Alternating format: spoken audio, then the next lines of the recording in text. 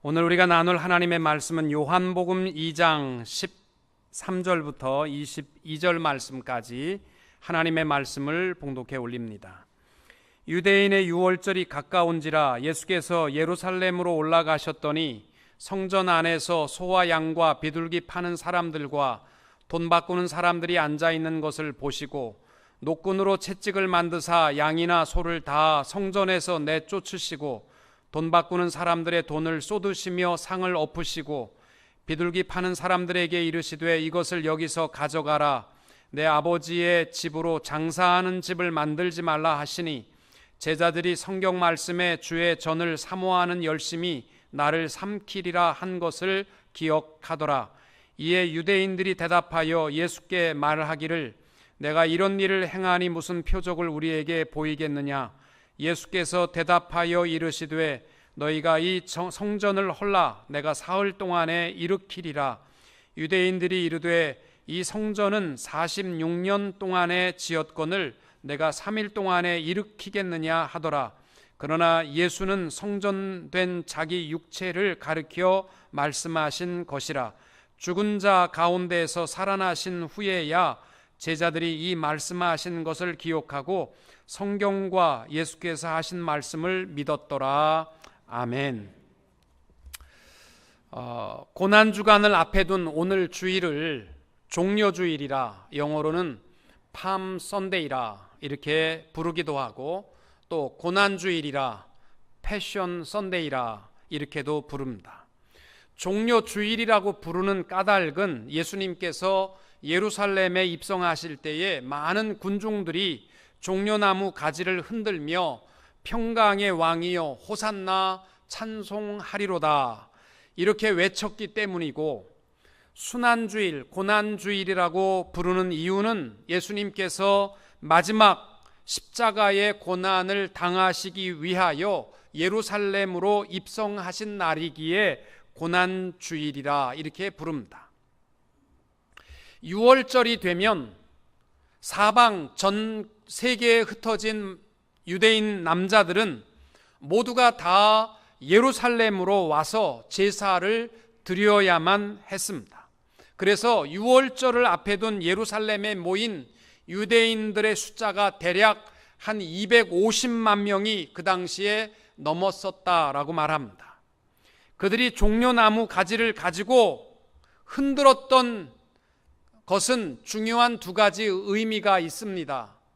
그들이 종려나무를 흔들었다라는 의미는, 첫째는 전쟁에 나가 승리한 장군이 개선 행진할 때에 온 국민들이 손에 종려나무 가지를 가지고 승리를 맞이했던 것이고, 또 하나는 왕의 대관식에 왕의 즉위를 축하할 때에는 온 시민들이 손에 종려나무 가지를 가지고 축하했던 것입니다. 예루살렘의 많은 유대인들은 흥분된 마음을 가지고 예수님을 대대적으로 맞이했습니다.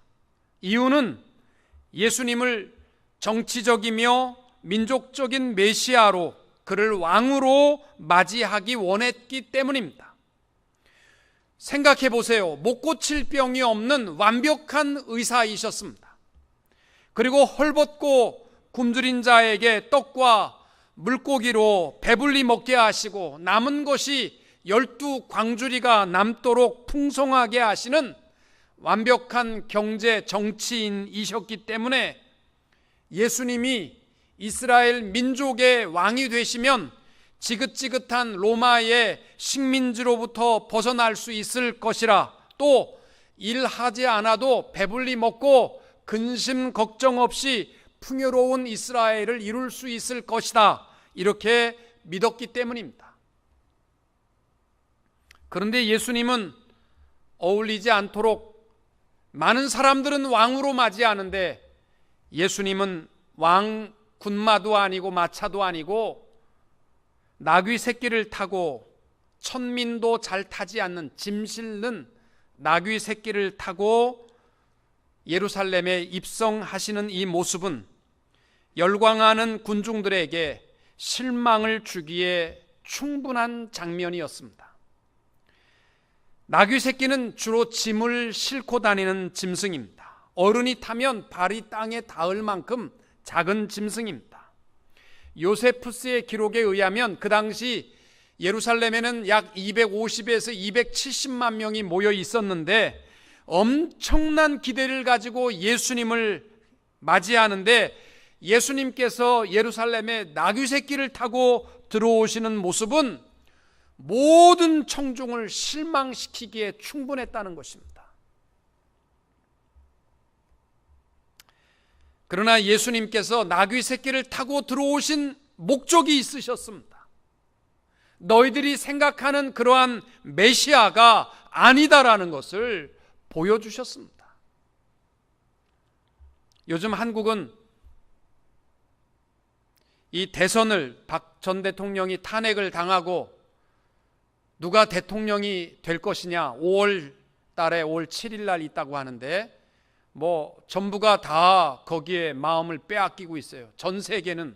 미국은 지금 북한이 한 번만 더 까불면 쏘겠다. 그래서 항공모함을 동해바다에다가 대치해 놓고 미국 뉴스는 연일 거기에 대해서 방송하고 있고, 중국은 치기만 해라, 우리도 공격한다. 그래서 15만 명, 45만 명 군사력 가운데 15만 명을 압록강에다가 다 갖다 놨어요. 지금 심각한 상태예요. 근데 우리도 참 우습게 전혀 관심 없이 지금 누가 대통령이 되느냐 여기에 관심이 다 쏠려 있습니다. 성도들 가운데서도 짓궂은 분 저한테 물어요. 목사님은 누가 대통령 되기를 원하십니까? 저는 대답을 못합니다. 그러면 꼭 이렇게 물어요. 문십니까? 안십니까? 그러면 저는 주님의 뜻에 합당한 자가 되기를 원합니다. 이렇게 대답합니다. 근데 보세요. 우리 교회 문씨도 있고 안씨도 있는데 제가 왜 사소 원수를 맺겠습니까? 저도 그런 대답하기가 어려운데, 정치하는 사람들 지금요 서로 굉장히 말조심해. 한마디만 잘못하면요 표가 우수수 떨어지니까 서로가 비서들이 써주는 원고 외에는요 절대 말하지 않습니다. 그런데 예수님은 예루살렘에 들어가시는 모습부터 270만 표를 까먹으셨습니다. 저들을 완전히 실망시키고 들어가셔서 제일 먼저 하신 일이 예루살렘 성전으로 가셔서 성전에서 장사해서 그 이익을 보고 그 이익을 제사장들과 나누어 먹는 장사하는 자들을 채찍을 들어 다 쫓으시며 성전을 청결하게 하셨습니다.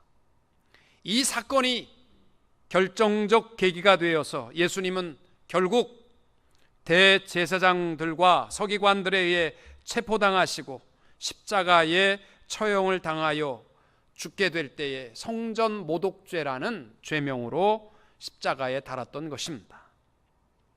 오늘 종려주일에 우리가 호산나 이스라엘의 왕으로 오신 이여 이렇게 찬양하고 맞이하는 마음도 중요하지만 예수님께서 제일 먼저 하신 일, 성전을 청결하게 하신 이 사건을 주목하여 바라봐야 할 것입니다.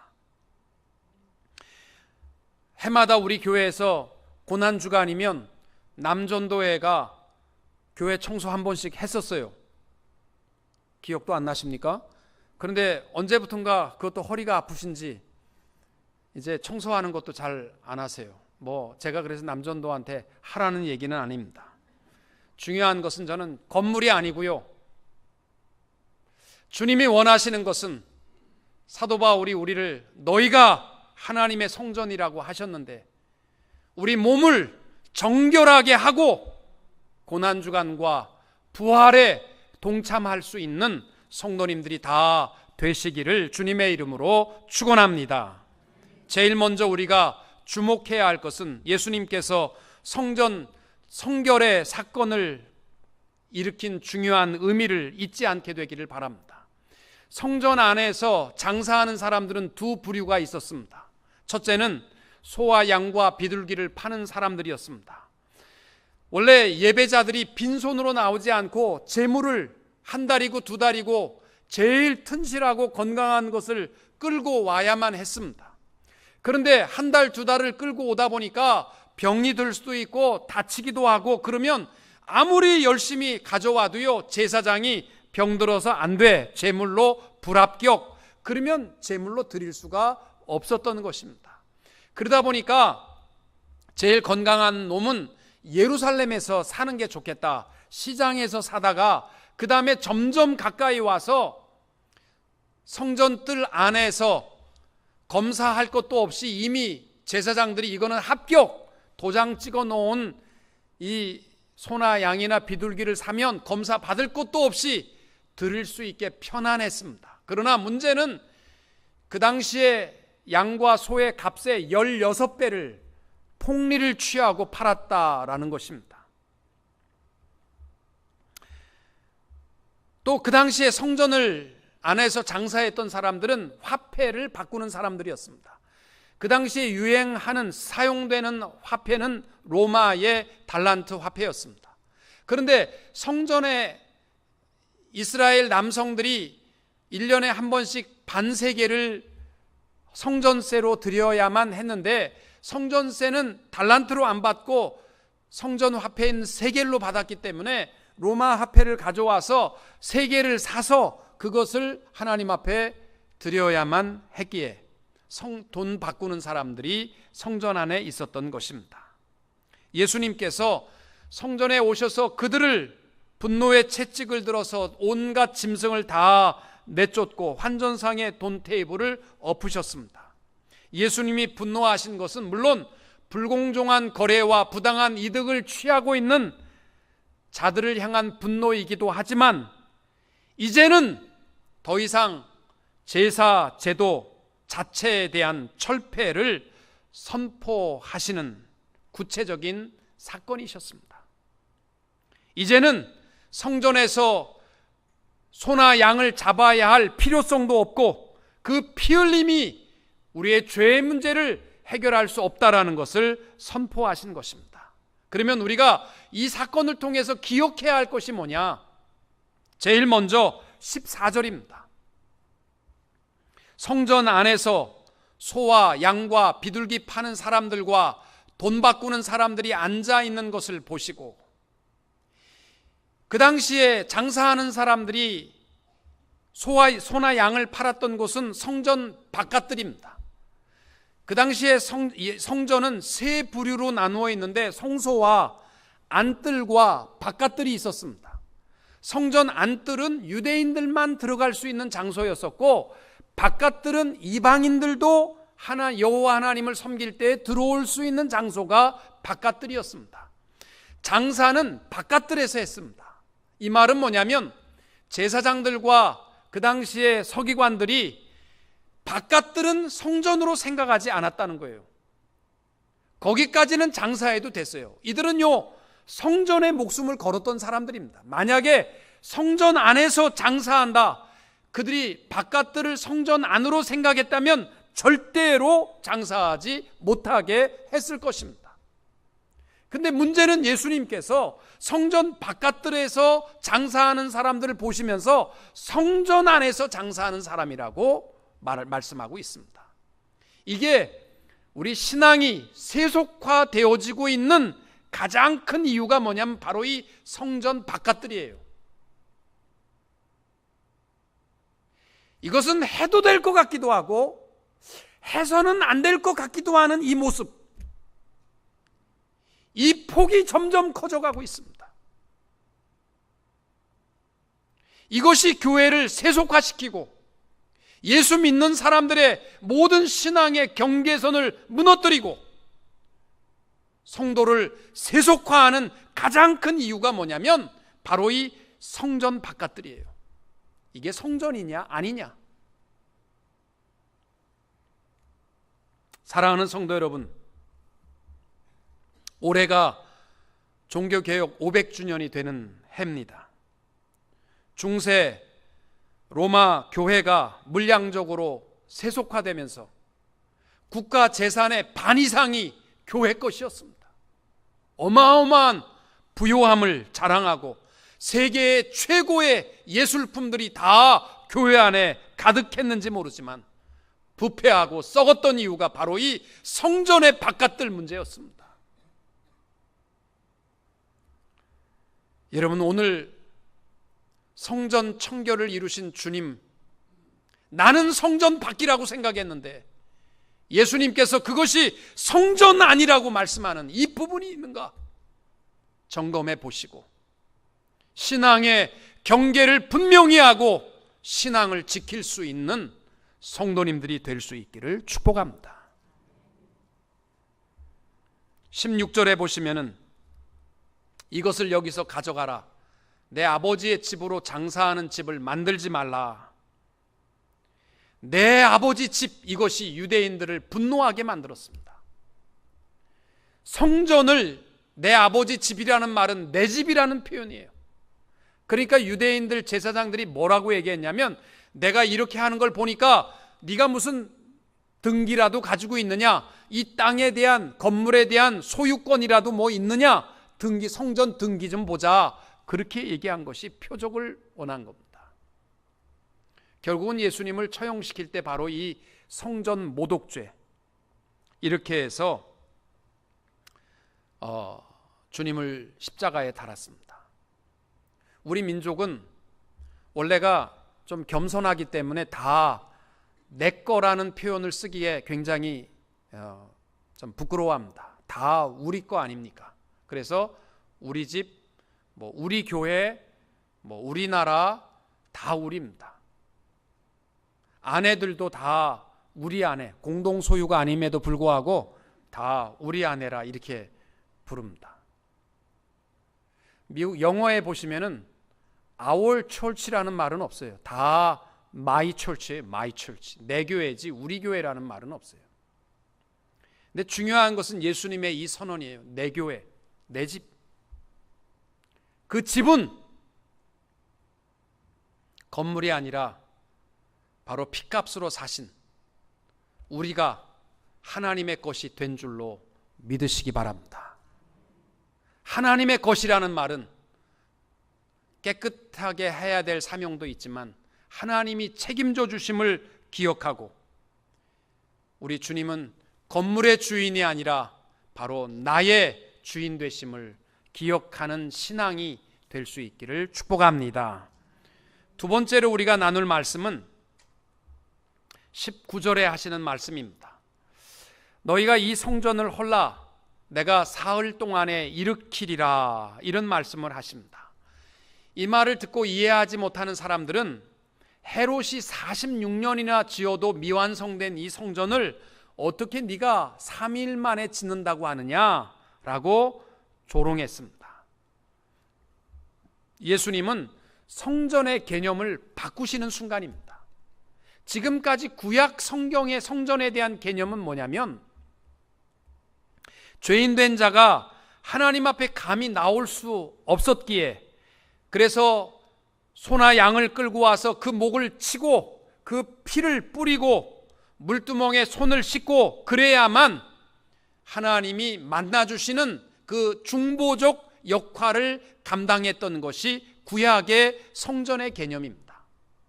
근데 예수님께서 허물어버리라, 내가 3일 만에 세우리라 하신 이 성전은 예수 그리스도께서 십자가에 죽으시고 3일 만에 부활하심으로 그를 믿는 자, 즉 성도들의 공동체를 우리 신약의 성전으로 선포해 주신 것입니다.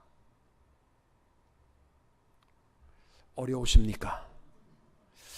여러분, 성지순례를 가시면 마음 아픈 것 중에 하나가 뭐냐면, 다 좋은데 예루살렘 성전이 있던 자리에 무슬렘의 황금 사원이 691년에 세워진 성전이 지금까지 있습니다.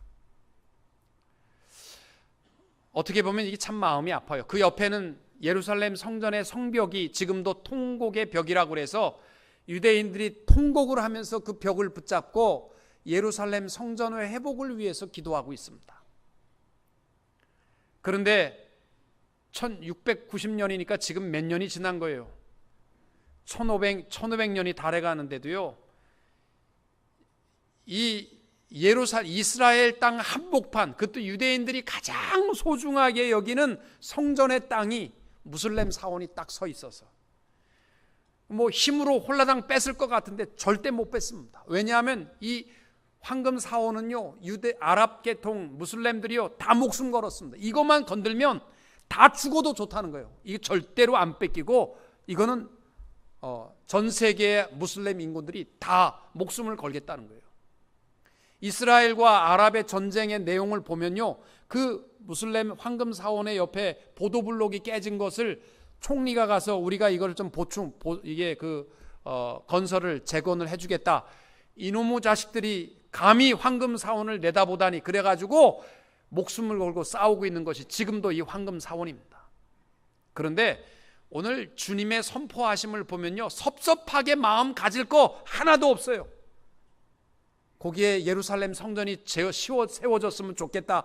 이것보다 더 소중한 마음은 우리 옆집 아저씨 예수 믿었으면 좋겠다. 이게 더 소중한 거예요. 왜? 예수님께서 이거 다 허물라, 3일 만에 짓는 성전, 예수 그리스도의 죽으심과 대속적 죽음과 부활을 믿는 신앙의 승리의 모습이 참된 교회가 되는 줄로 믿습니다. 고린도전서 3장 16절, 너희가 하나님의 성전인 것과 하나님의 성령이 너희 안에 거하시는 것을 알지 못하느냐. 또 고린도전서 6장 19절, 너희 몸은 너희가 하나님께로부터 받은 바 너희 가운데 계신 성령의 전인 줄을 알지 못하느냐. 우리가 하나님의 성전입니다. 오늘 예수님께서 성전 청결의 사건을 단지 장사꾼을 몰아내는 것으로 생각하지 마시고, 우리 안에 있는 추하고 더러운 모습들, 내가 성전을 더럽혔던 모든 것들을 정결하게 하고 부활에 동참할 수 있는 참된 주의 몸된 교회들이 되시기를 축복합니다. 마지막으로 요한복음에는 기록되어 있지 않습니다만은 이 기록에 세, 마태, 마가, 누가는 이 사실을 기록하면서 공통적으로 기록한 말씀이 있습니다. 그들에게 이르시되 기록된 바 내 집은 기도하는 집이라 일컬음을 받으리라 하였거늘 너희는 강도의 소굴을 만드는 도다. 예수님께서 교회는 뭐하는 곳이라고 선언하시냐면 기도하는 집이 교회라고 말씀합니다. 여러분, 교회는 국밥 먹는 집이 아니고 사람 사귀는 곳이 아니고 교회는 기도하는 집이 맞습니다. 그 어떠한 이유로라도 교회를 추한 모습으로 실족하게 하지 마십시오. 교회는 기도하는 집입니다. 병원은 병 낫게 하는 일이 사명이고, 학교는 교육시키는 것이 사명이고, 교회는 기도하는 것이 교회의 사명인 줄로 믿습니다. 열왕기상 8장에 보시면은 솔로몬이 성전을 짓고 하나님 앞에 구하는 기도가 있습니다. 그 기도의 내용이 뭐냐면, 이 성전을 향하여 주의 눈이 주야로 보시옵소서. 주의 종과 주의 백성 이스라엘이 이곳을 향하여 기도할 때에 주는 그 간구함을 들어주소서. 이게 솔로몬이 성전을 통해 하나님 앞에 구한 기도입니다. 하나님의 응답은 뭐였습니까? 역대하 7장 15절에 보시면은 이제 이곳에서 하는 기도에 내가 눈을 들고 귀를 기울이리니 이는 내가 이미 이 성전을 택하고 거룩하게 하여 내 눈과 내 마음이 항상 여기에 있으리라. 내 이름을 여기에 영원히 있게 하였음이라. 아멘. 여러분, 우리 하나님 앞에 나와 기도하는 것이 얼마나 소중한지 몰라요. 어떤 분들이 저한테 그래요. 목사님, 집에서 기도하면 안 들으십니까? 듣습니다. 그러나 하나님이 솔로몬과 약속한 것은 내 눈과 내 귀와 마음이 항상 여기에 있으리라. 여러분, 교회는 기도하는 집인 것 잊지 마시기 바랍니다. 지난주에 목사님들하고 만나서 얘기하면서 그런 얘기했어요. 우리가 새벽 예배가 참 힘들고 어렵지만 새벽 예배가 없으면 우리들도 참 기도할 시간이 없을 텐데 새벽의 기도의 시간이 참 감사하다. 정말 새벽에 일어나는 것이 어렵지만 내 자신을 봐도요, 새벽에 기도하는 시간이 없으면 너무 바빠요. 잠잘 때까지 바빠요. 근데 어떻게 기도하겠어요?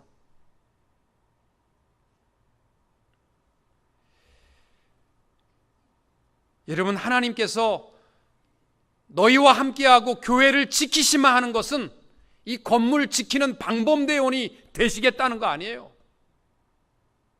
기도하는 자를 지키시고 기도하는 자와 함께 하시는 줄로 믿습니다. 혹 제가 어떤 분들에게 어느 교회에서 오셨습니까? 그러면 강원도 어느 교회에서 왔습니다. 혹시 목사님 이름은 아십니까? 그럼 목사님 이름이 뭐더라?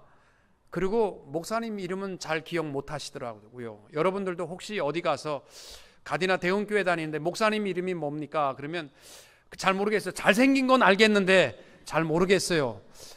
그러셔도 저는 하나도 섭섭하지 않습니다. 왜냐하면 저도 여러분 이름을 가끔 잊어버리기 때문입니다. 행여나 여러분 제가 여러분 이름을 잊어버린다고 해서 섭섭하게 생각하지 마세요. 피장파장이니까 여러분도 내 이름 몰라도 괜찮은데 저도 여러분 좀 이름 잊어버려도 괜찮다고 이렇게 여겨주시고, 단 하나 저나 여러분이나 잊지 말아야 할 사실은 우리 대흥교회는 기도하는 집이 됐으면 좋겠습니다. 무슨 일이 있어도 기도의 목적을 가지고, 국밥이 싱거워서 시험 들어서 교회 안 나오고 그러지 마시고, 이 집은 기도하는 집이라서 힘써 기도하는 그러한 우리 성도님들이 다 되시기를 주님의 이름으로 축원합니다.